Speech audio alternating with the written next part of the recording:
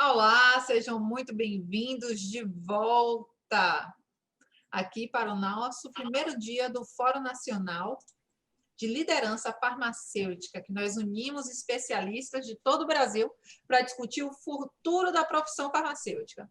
Agora daremos início ao nosso segundo painel da noite, que irá discutir o futuro da profissão farmacêutica na farmácia hospitalar e serviços de saúde. Contamos nessa noite, com a participação de Vitor Hugo Travassos, de São Paulo, especialista na área anos de carreira, né, doutor? Também contamos com o professor Leonardo Kister. Doutor Leonardo, deixa eu pedir aqui, eu acho que eu bloqueei o seu vídeo, veja se está funcionando agora. Doutor Leonardo, por favor. Perfeito, muito obrigada. E também doutora Elaine Lazzaroni, da Sobraf. Muito bem-vinda, doutora. Sejam muito bem-vindos vocês. Muito obrigada pela participação. E eu dou andamento, a este painel. O professor Lindeberg já está conosco, ao vivo. Claro. Horário britânico aqui, meu amigo. Então, vamos nessa. A palavra fica com o senhor. Boa noite a todos vocês. Boa noite, meu amigo Vitor Hugo. Não foi meu professor, mas foi meu professor de vida, né? Uma pessoa admirável, foi presidente da Sociedade Brasileira de Farmácia Hospitalar, tem uma longa trajetória aí de contribuição nessa área e recentemente esteve na área de assistência farmacêutica também, na Secretaria Estadual de São Paulo. Meu amigo aqui, Leonardo Kister, hoje vice-presidente da SBRAF, e colega meu aqui do Hospital Universitário, professor Edgar Santos. Para mim é uma satisfação muito grande tê-lo conosco, Léo. E minha amiga também, né, de longas datas, Elaine Lazzaroni, que representa aqui a Sociedade de Farmacêuticos na área de oncologia. Então, muito obrigado também a você. Dizer que, para mim, é uma grande honra tê-los conosco. E eu queria começar pedindo um grande favor a vocês. A gente vai ter para essa mesa 40 minutos, né? E hoje é um dia comemorativo, então a gente vai ouvi-los no sentido de saber, na opinião de vocês, na perspectiva das respectivas sociedades, qual será o futuro da profissão farmacêutica na área, especificamente, que viveu um dos maiores desafios do século, provavelmente, depois da Segunda Guerra Mundial, é evidente, que foi a pandemia, né? E que os farmacêuticos hospitalares se viram, digamos assim, não só os farmacêuticos, mas toda a equipe de saúde, mas não é nosso dia, né? Se viu numa situação muito complexa e complicada de uma pressão sobre-humana, né? Mas, para além da pandemia, qual será a nossa trajetória? O que o farmacêutico, como vocês veem hoje, e que desafios a gente terá no futuro, né?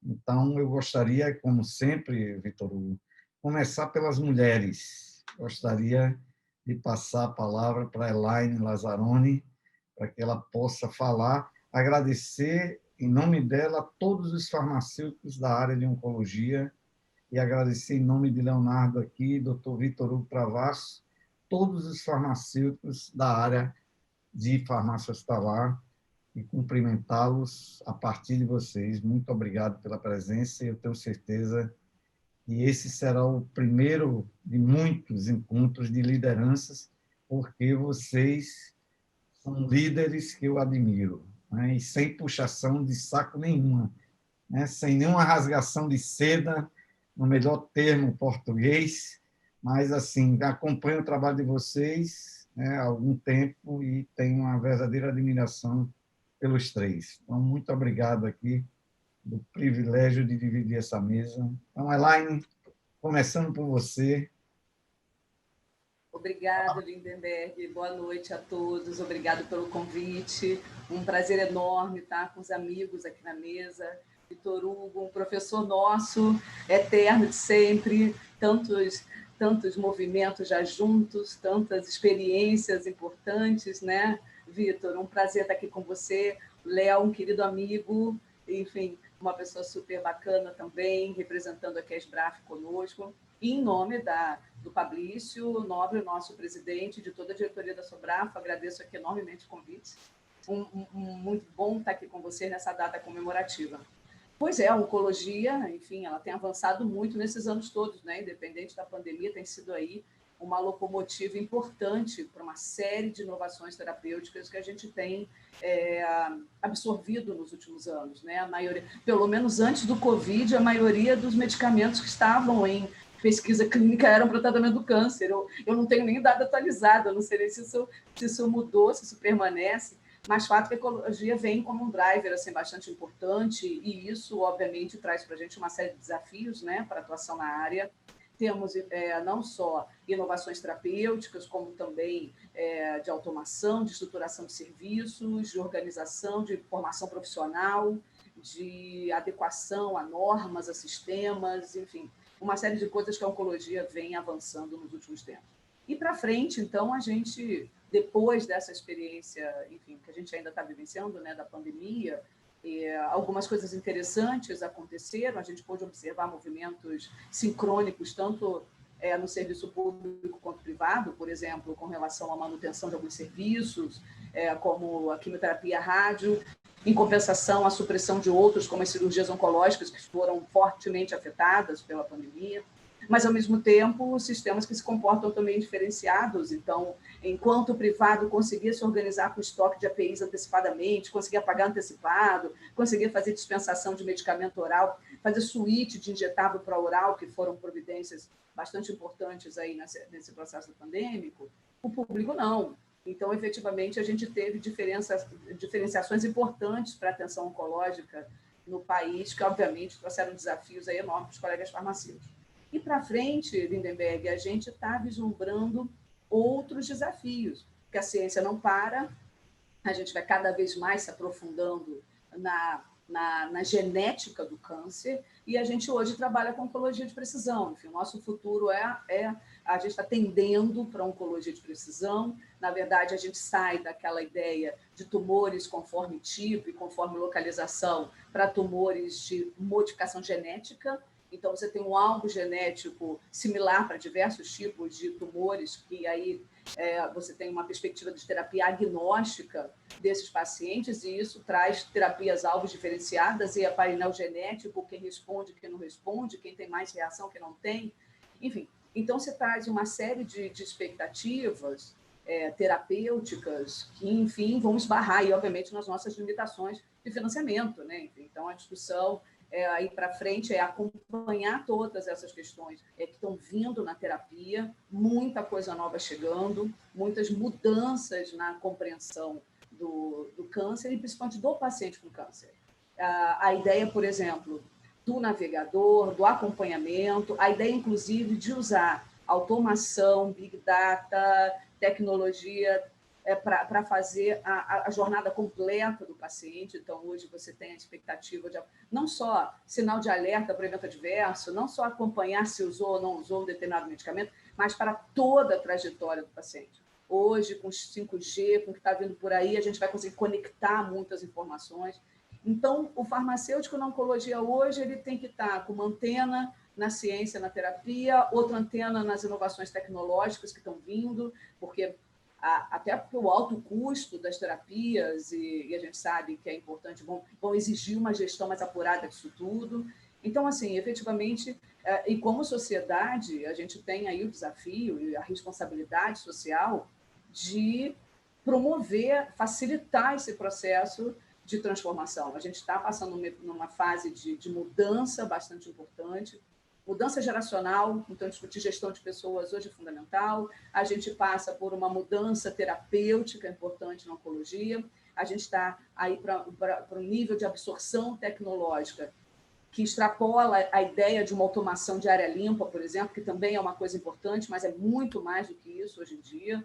Então, a sociedade ela vem buscando juntar essas pontas todas, deixar o farmacêutico atualizado, enfim, municiando de informação, que foi, inclusive, um grande desafio para a gente na pandemia. A gente, por exemplo, como SOBRAFO, a gente precisou se organizar com relação... Porque, por incrível que pareça, para o farmacêutico oncológico na época da pandemia, a questão dos EPIs era uma questão mais facilitada, porque os farmacêuticos já conheciam os equipamentos de proteção individual, já utilizavam na rotina, inclusive suscitou para nós a demanda de nós organizarmos um documento sobre máscaras, porque as pessoas confundiam ainda, tinha muito confundimento entre o que era uma N95, o que era os termos que se utilizava em inglês, o que era brasileiro, enfim. A sociedade, inclusive, promoveu esse documento para a gente poder se organizar nesse sentido, publicando notas técnicas de assistência farmacêutica e oncologia, dando algumas indicações de como, inclusive, lidar durante a pandemia, nas diversas áreas da farmácia hospitalar e oncologia. Então, assim, de fato, o futuro que vem por aí é um futuro de transformação muito importante, muito rápida. Então, a sociedade tem essa ideia e precisa buscar, dar esse retorno, dar essa informação de forma célere, porque está vindo muita coisa por aí, umas mudanças bastante importantes, e a gente tem que discutir, obviamente, depois a sustentabilidade disso tudo, né? Como é que isso fica dentro do contexto nacional. Essa discussão das vacinas, eu acho que está sendo uma discussão bastante importante, porque a gente voltou a falar sobre produção nacional. O Vitor Hugo está ali assim, porque ele sabe que a gente vai entrar nesse ponto. A gente voltou a falar sobre a nossa autonomia produtiva, a nossa capacidade industrial na área farmacêutica, enfim, a nossa dependência, que a gente já falava há tanto tempo, mas agora ficou claro para todo mundo. É interessante porque até o vizinho aqui já está entendendo que a gente precisava ter vacina, fabricação no Brasil. Enfim, então, assim, essas mudanças todas, de fato, vão trazer para a gente aí uma expectativa bastante importante. E o farmacêutico do futuro, se não tiver a pegada tech da gestão e acompanhar todas essas questões científicas e tudo que vem de mudança por aí, ele realmente vai ficar à margem do processo. E na oncologia não dá para ficar ninguém de fora, né? Todos os farmacêuticos, efetivamente, independente da área que atuam dentro da ciência farmacêutica e oncologia, precisam estar conectados. E acho que a sociedade vai ter esse trabalho aí e esse desafio de conseguir manter essa conexão no 5G, no alto nível.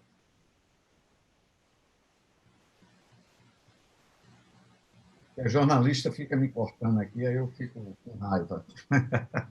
Não, rapidamente, você foi super cirúrgica. Eu só vou fazer duas perguntas. Como a gente tem um tempo pequeno, eu já vou aproveitar para tentar direcionar a algo que esse fórum se pretenda responder. Você foi brilhante aí na sua resposta. Você acha qual o descompasso que tem dessa velocidade do mercado, dessa velocidade do mercado tecnológico e dessa necessidade em saúde, né? Porque câncer avançou muito o diagnóstico, a gente tem a sensação, parece que tem mais paciente com câncer, ou a realidade maior é que a tecnologia avançou tanto que consegue detectar o câncer num momento muito precoce e você fazer as intervenções necessárias. Essa é uma pergunta que eu queria só fazer um bate-bola e você comentasse isso. E a outra é o seguinte: nossas universidades, tanto pública como privada, né? A gente vai tratar isso na próxima mesa, mas isso é uma questão de formação. Você acha, e o papel da Sobrafo com relação a isso, né?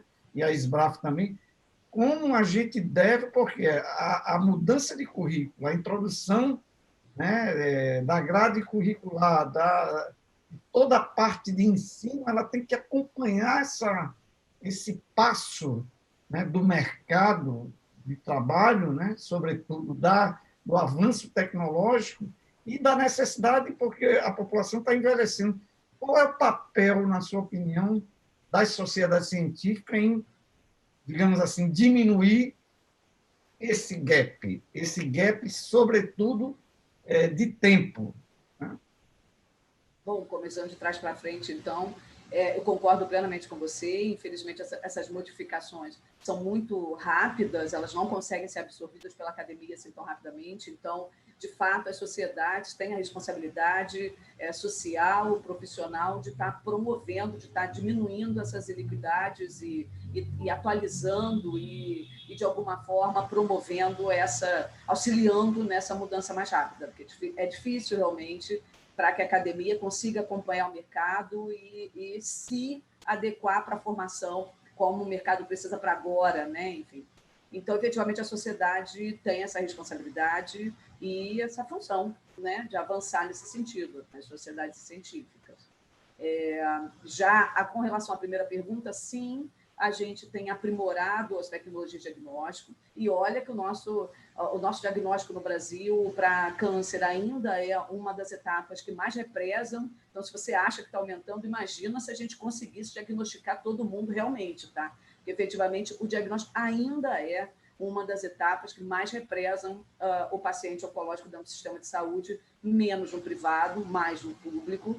Então, assim, de fato, a gente tem uma perspectiva até de aumentar o número nesse sentido, tá? E infelizmente, trazendo para uma questão mais recente, com o Covid, alguns estudos já identificaram que, infelizmente, por conta da redução do encaminhamento das pessoas, né, para as unidades de saúde, enfim, para os hospitais, a gente teve uma redução nos diagnósticos, então, muito provavelmente, pelo próximo 1 ou 2 anos, a gente vai ter aí diagnósticos, infelizmente, em estadios mais avançados da doença, pela falta do diagnóstico nesse período da pandemia.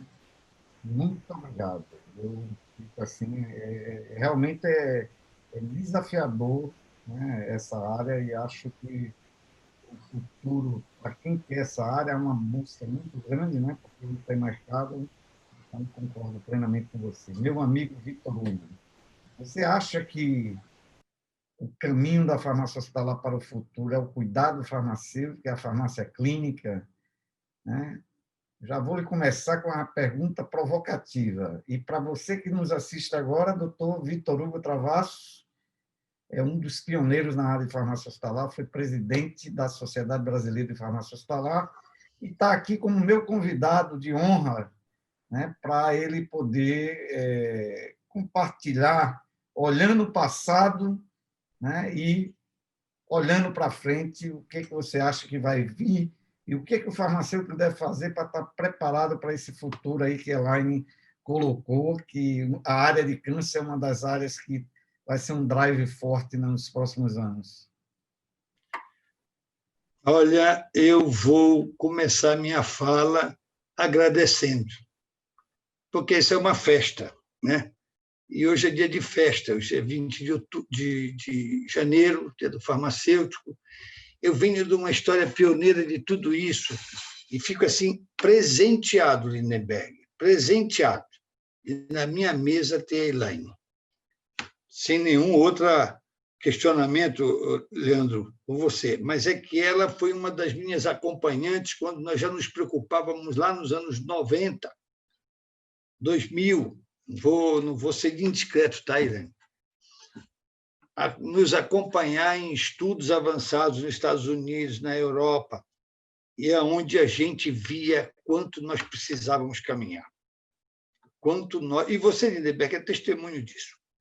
Eu participei não só de ser da diretoria de um dos diretores iniciais da SBRAF, como a Sobrafo nasceu dentro, basicamente, da SBRAF. Eu tive o prazer, a satisfação de ver no domingo uma aula, e hoje é dia de festa e de aula.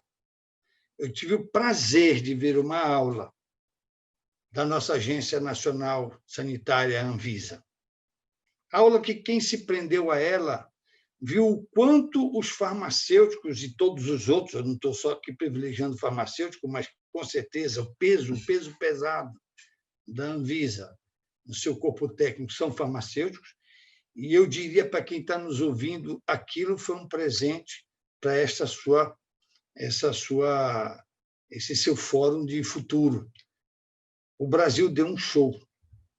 O Brasil deu um show de conhecimento, de transparência. E eu me sinto mais orgulhoso, mais feliz. Não quero me promover, porque eu fui um dos primeiros e fui o primeiro diretor farmacêutico da Anvisa no Brasil. Fui um dos primeiros diretores e fui o primeiro farmacêutico a assumir uma cadeira naquela instituição.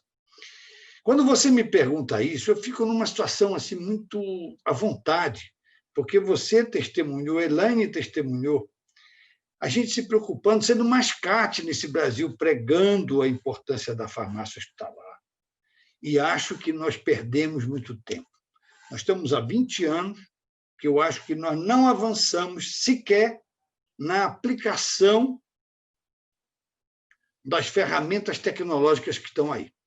Isso tanto vale para a farmácia hospitalar, o Lindenberg e o todo o público, como serve para os serviços farmacêuticos de Estado e município, que ainda não tem uma base sólida, não porque não existe a tecnologia, porque nós nos atrasamos. E quando eu digo que nós nos atrasamos, eu já digo de imediato para os que estão nos ouvindo, tem muito o que fazer. Tem muito o que fazer pela frente. Nós temos que, primeiro, ter sistemas de gerenciamento competentes ao nível de hoje. Não é nem um nível de futuro, é nível de hoje. Para vocês terem uma ideia, quando eu assumi a coordenadoria de São Paulo, nós tivemos que fazer, na gestão do secretário Davi Wippe, nós fizemos a implantação de código de barra naquela secretaria. Como é que você vai fazer alguma coisa melhor em gestão se você não tem sequer esse tipo de coisa? Mas isso não é tudo, não chegou em nada, não, pelo contrário, é o início de um processo. Eu me fixo numa coisa que eu aprendi com meu velho mestre, conhecimento. Meu velho mestre, para os mais jovens que nunca ouviram falar, e eu não posso deixar de lembrar no dia de hoje, José Silvio Simino, que foi um cara no Brasil que não deixou a farmácia hospitalar morrer.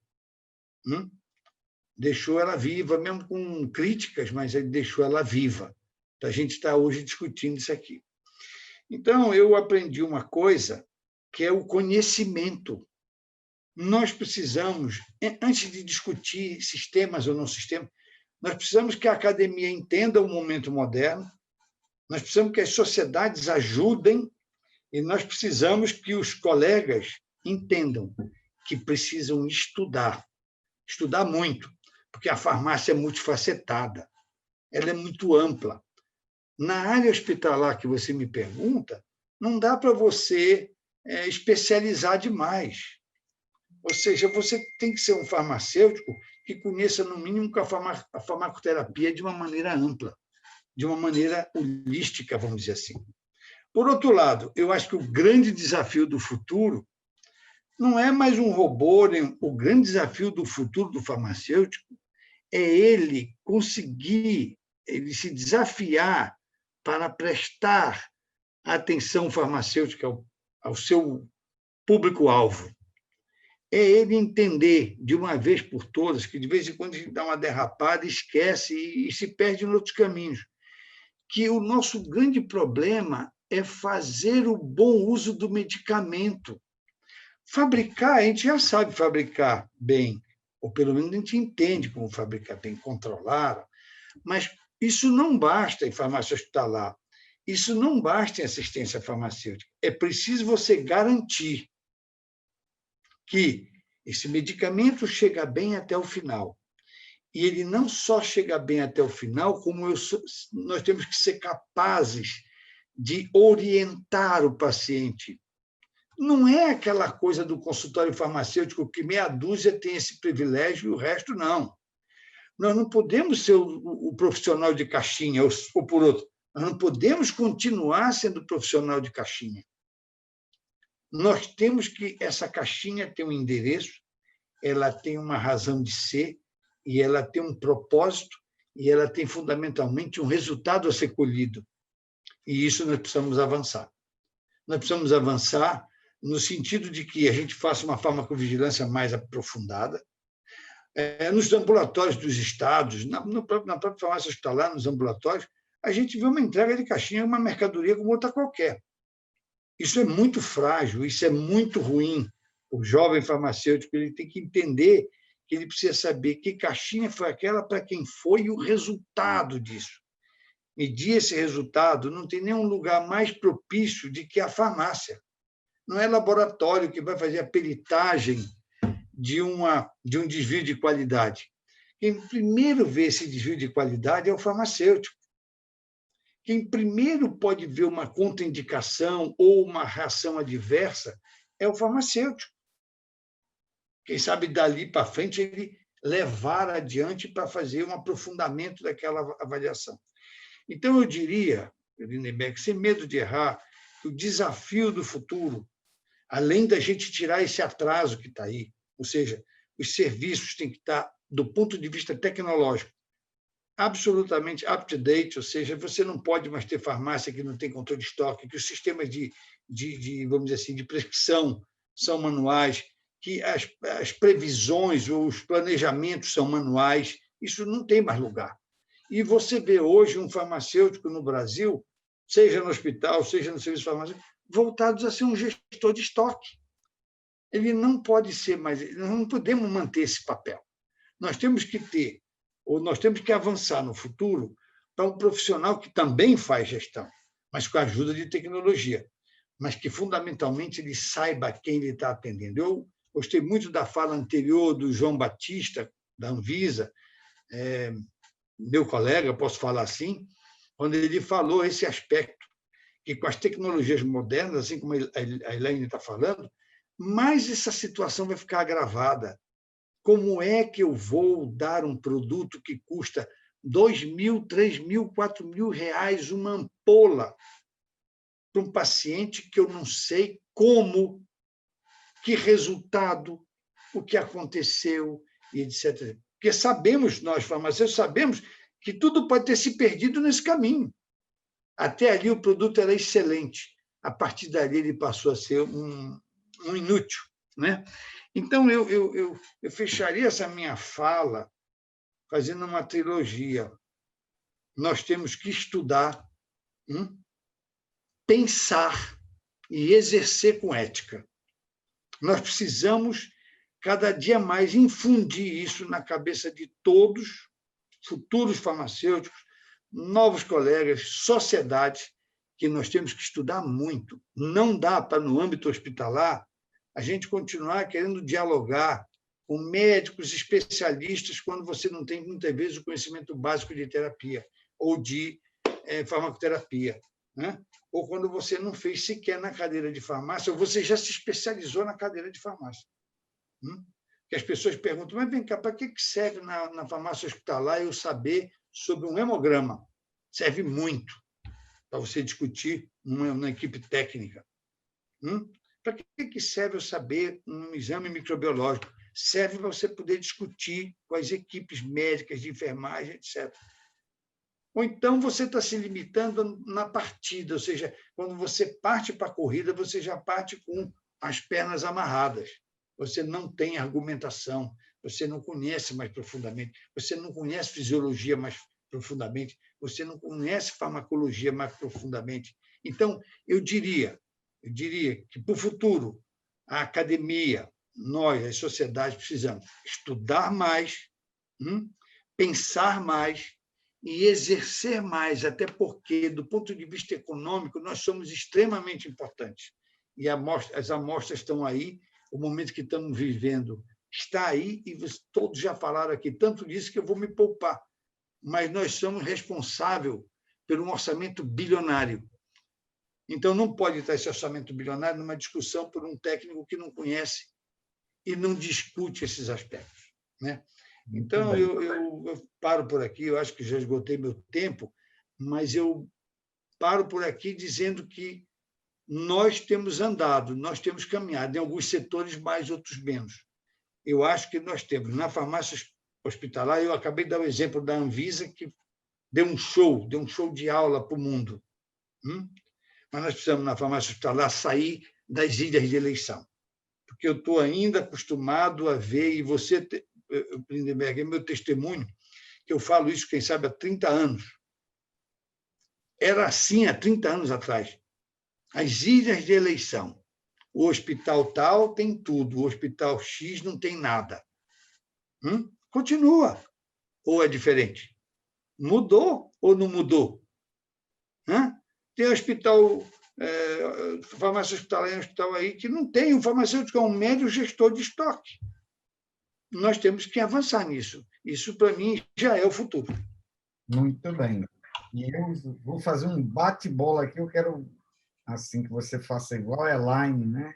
Você exercite uma resposta. Você levantou uma bola aqui. Eu estou fazendo logo as perguntas porque para a gente, digamos assim, otimizar o tempo.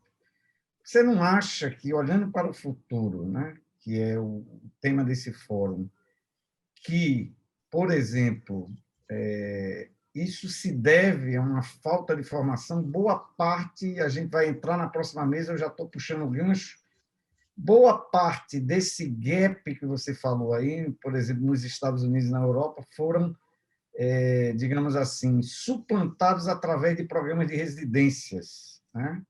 E os programas de residência colocam o aluno, né? Eu me lembro, e você provavelmente muito mais do que eu, que quando eu fui estagiário de um serviço hospitalar na Espanha, do Dr. Ronda Beltrán, um brilhante farmacêutico da Espanha, ainda tem 80 e poucos anos, né? Se aposentado há mais de 20 e poucos e continua na ativa, que ele disse que quando começou a residência lá desculpa a expressão, era um cacete amado. E hoje, na época que eu fui para lá, em 94, a farmácia hospitalar lá era top. Né? Por quê? Porque os programas... Acompanhei isso tudo. A minha pergunta a você, você acha que falta a gente formar novas lideranças nessa área?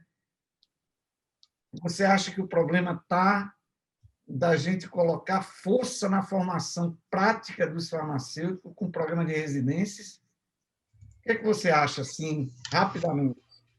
Bom, eu vou ser objetivo, em que pese eu possa até provocar um desagrado de algumas pessoas, mas é meu estilo. Uhum. Você sabe, como a Elaine sabe, eu fui o iniciador da cadeira de farmácia hospitalar no estado de São Paulo, e poucos outros estados tinham alguma iniciativa nesse sentido. Nós regredimos, doutor Lindenberg. Nós regredimos. As faculdades de São Paulo, que era PUC Campinas, onde eu tenho alunos brilhantes, que hoje são brilhantes, nomes brilhantes. A Faculdade Oswaldo Cruz, aqui em São Paulo, fecharam as suas cadeiras de farmácia hospitalar. Então, quando você fala em residência, para mim, até me espanta. Porque nós não estamos formando o cara sequer para entrar na farmácia.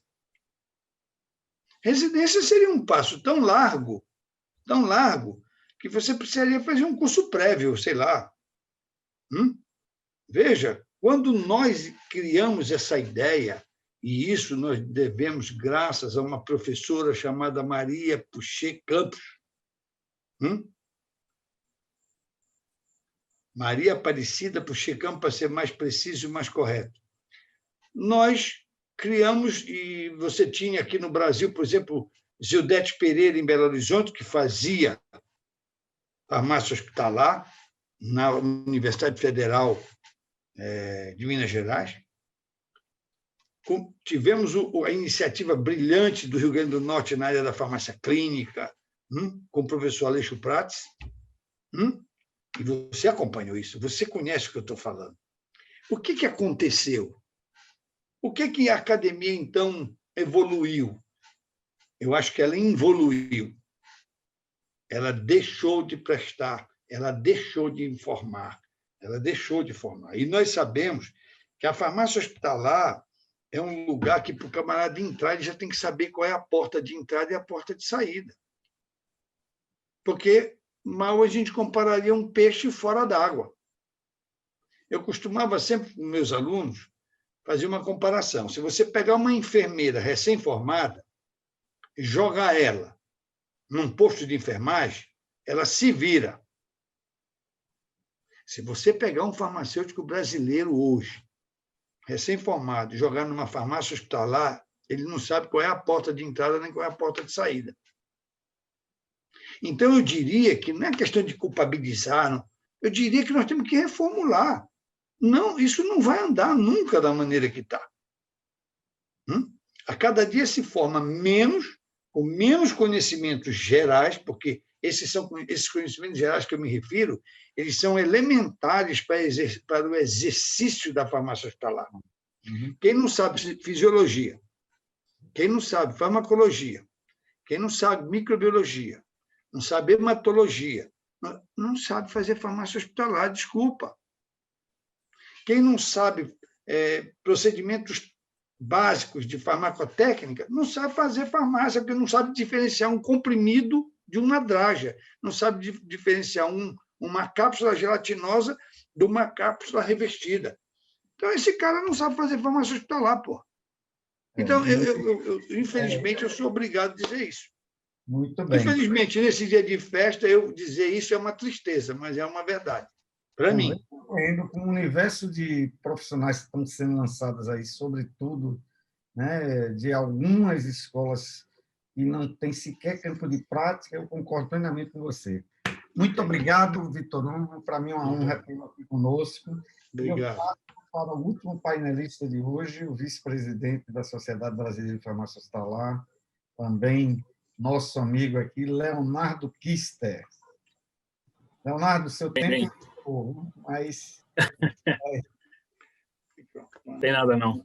Bem, boa noite a todos. Eu agradeço, em nome da Diretoria Nacional da SBRAF, das diretorias das regionais dos estados, essa oportunidade de estar aqui, professor.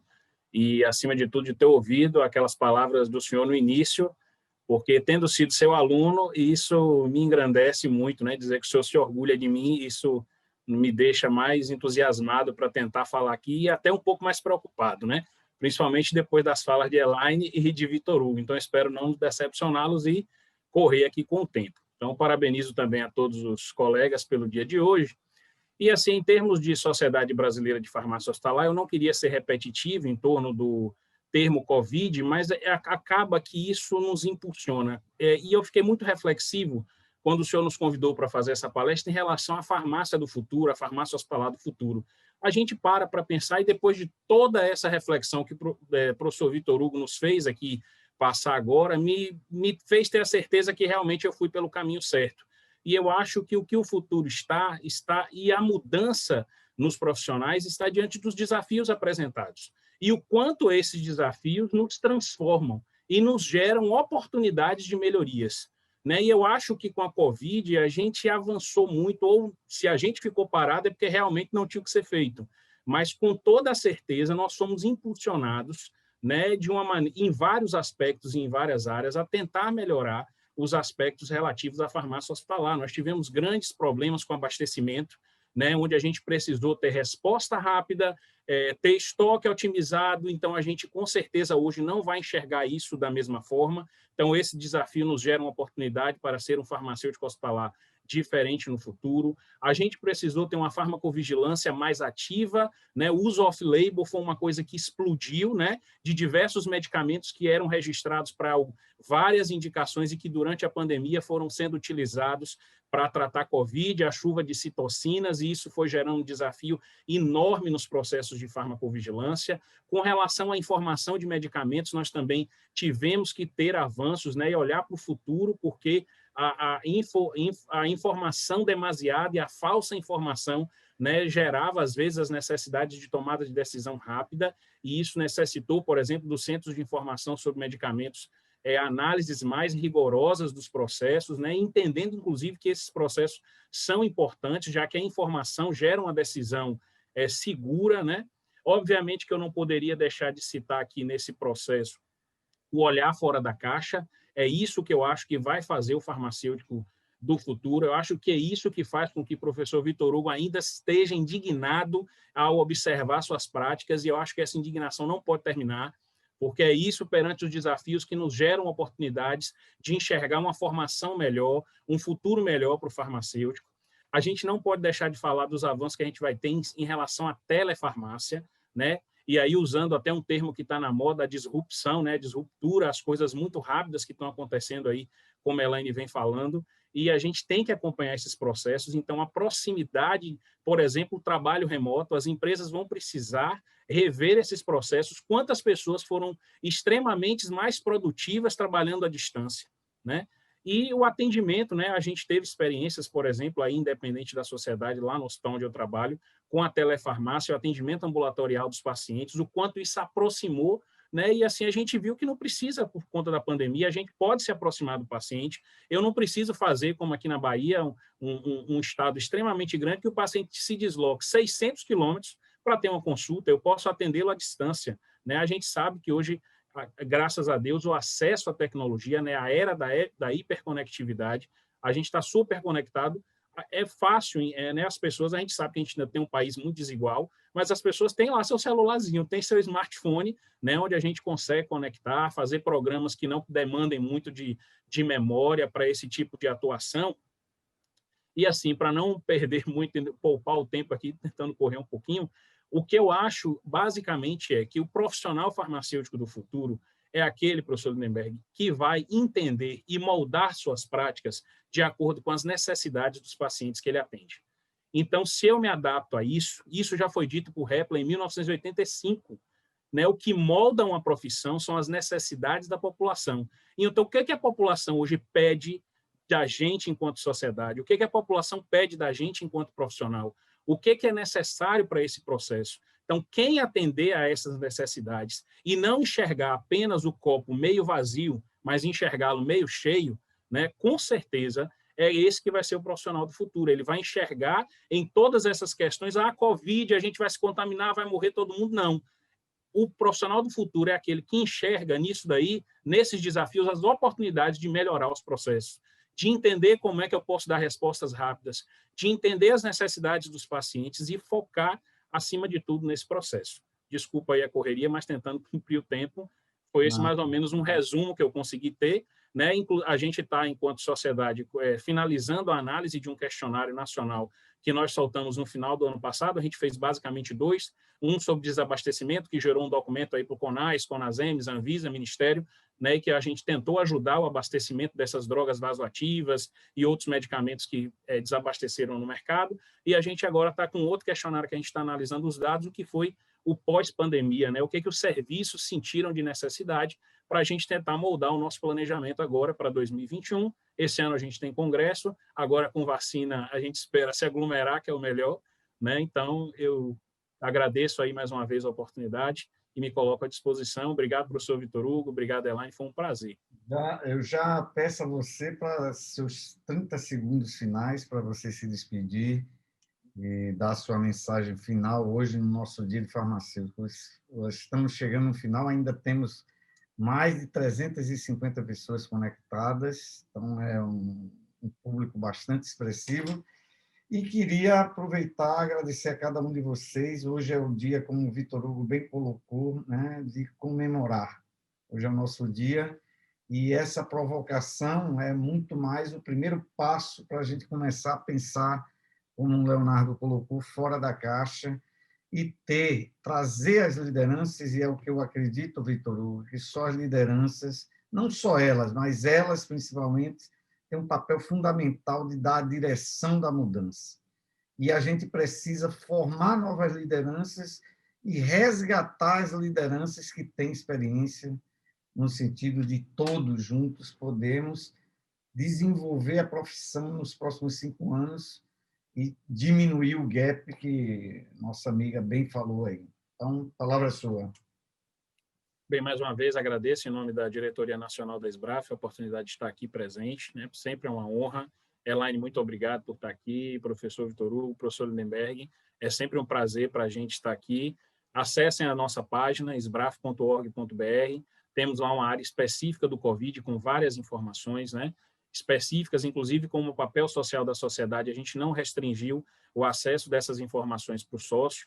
Fiquem atentos aos nossos eventos desse ano. Parabéns a todos. Eu acho que esse é o ano, acima de tudo, onde a comemoração dessa nossa profissão, né, ainda sendo redundante mais uma vez, depois daquela aula de saúde pública que nós recebemos no domingo, é extremamente gratificante estar aqui, né, e ser escolhido, né, como um líder. Eu fiquei muito lisonjeado. Então, de verdade, professor, parabéns. Acho que o INAF é um instituto que tem mexido com as bases da profissão também no país, e estamos à disposição sempre. Um abraço e feliz Dia dos Farmacêuticos a todos. Obrigado. Vitor Hugo, Olha, eu acompanho o Leonardo, eu quero agradecer a presença e estar junto com você, Leonardo. Elaine, dispensa comentário, é um prazer enorme te rever, mesmo que seja via vídeo. Lindenberg, ser convidado por você é uma honraria. Estar aqui, quem sabe, como o mais antigo dessa classe, nessa área, eu fico muito feliz e estou à disposição sempre. Para quem me ouve, para quem nos assiste, festejem. É um dia importante. A nossa profissão é importante, nós somos extremamente úteis, nós somos extremamente fundamentais. Se orgulhem e não se diminuam, se orgulhem. Ser farmacêutico é uma honraria. Muito obrigado a todos vocês. Valeu, muito obrigado, Vitor Hugo. Elaine, você com a palavra final. Bem, mais uma vez gostaria de agradecer pela presença, ao carinho de todos vocês, Vitor Hugo. Que maravilha estar aqui com você mais uma vez, o Leonardo, o Léo, e você, Lindenberg, mais uma vez pela confiança e pelo convite. Você sempre nos apoia, a mim particularmente. Bom, a Sobrafo também, então, deseja aos farmacêuticos um feliz dia, de alguma forma, promovendo e buscando promover todas essas, diminuindo esses gaps, diminuindo as heterogeneidades. O Leonardo falou também dos serviços, o Vitor Hugo trouxe os avanços que a gente ainda precisa modernizar, não é verdade? Trazer para os dias atuais. Então, assim, na oncologia, os avanços são muitos, mas os farmacêuticos vêm, sim, tendo um reconhecimento bastante importante, a nossa área vem avançando e os farmacêuticos têm conseguido manter o pique, o nível elevado que essa área tem exigido, enfim, cientificamente, tecnologicamente, de todos nós. Então, um feliz dia de farmacêutico para todo mundo. Há realmente uma profissão gratificante e ter colegas tão especiais assim como vocês me deixa muito feliz. Muito obrigado pela oportunidade. Uma boa noite a todos. Muito obrigado, Elaine. Eu peço a vocês para ficar aqui na sala, né, convidados, porque a última mesa promete, né, a mesa de pesquisa e ensino, e é a base de tudo para que a gente possa formar um profissional de excelente qualidade. Fiquem com Deus, muito obrigado a todos. Eu passo a palavra de imediato à nossa querida jornalista